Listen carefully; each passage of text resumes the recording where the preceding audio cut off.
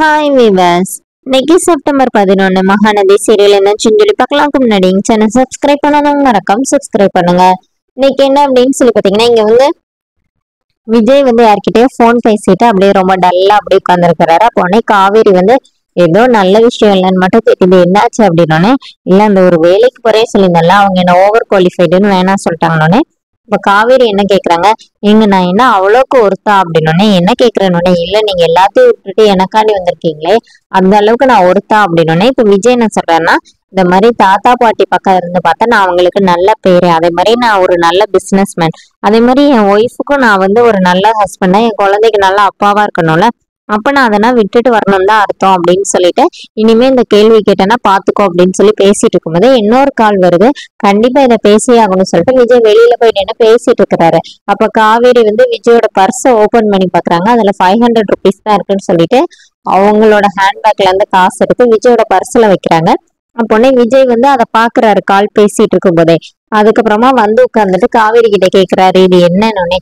இல்லங்க சும்மாதான் அப்படின்னோடனே, என்னன்னு நினைச்சேன், நான் வீட்டுல இருந்து காரெல்லாம் எடுக்காம வந்தோடனே சும்மா வந்துட்டேன்னு நினைச்சியா, என்னோட பர்சனல் அக்கௌண்ட்ல எனக்கு காசு இருக்கு, அதுக்கான கார்டும் இந்தா இருக்குது, அதனால நீயா எதனாச்சும் யோசிச்சுட்டு இந்த மாதிரினா வேலை பார்க்காத அப்படிங்கிற மாதிரி விஜய் சொல்றாரு.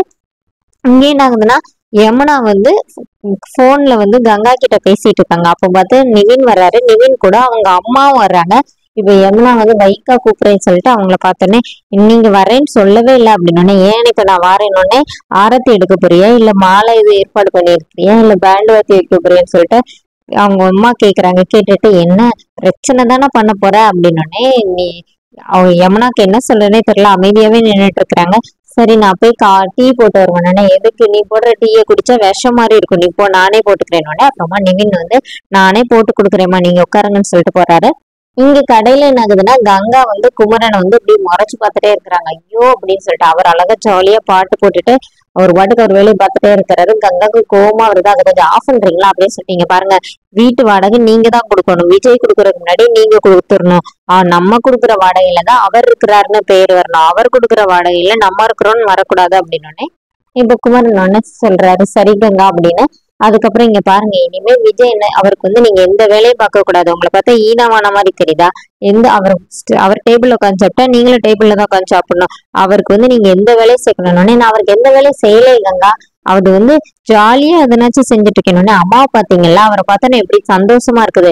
ஆமா அத்தை அவரு கூட வாக்கிங் எல்லாம் பறக்கணும்னு, ஏன் உங்களை பார்த்தா அந்த சந்தோஷம் வர மாட்டேங்குது அப்படின்னு சொல்லி கேக்குறாங்க. அப்போ குமரன் சொல்றாரு, என்ன கங்கா, நான் முன்னாடி இருந்தே அந்த வீட்டுல தானே இருக்கிறேன், இப்பதான் விஜய் வந்திருக்கிறாரு, வந்தவரை நல்லா கவனிக்கணும்னு அத்தை நினைக்கிறாங்கன்னொடனே, அதெல்லாம் இல்ல நீங்க இனிமே இப்படிதான் இருக்கணும்னு, என்ன நான் போய் ஜூஸ் வாங்கிட்டு வருவானோடனே, எனக்கு ஒன்னும் ஜூஸ் வேணும்னே, இல்ல எனக்கு குடிக்கணும் மாதிரி இருக்குன்னு சொல்லிட்டு, அப்பா அப்படி சொல்லிட்டு காதை குழந்தை ரத்தம் வர மாதிரி கையை பார்த்துட்டு குமரன் எஸ்கேப் ஆகி ஓடிடுறாரு.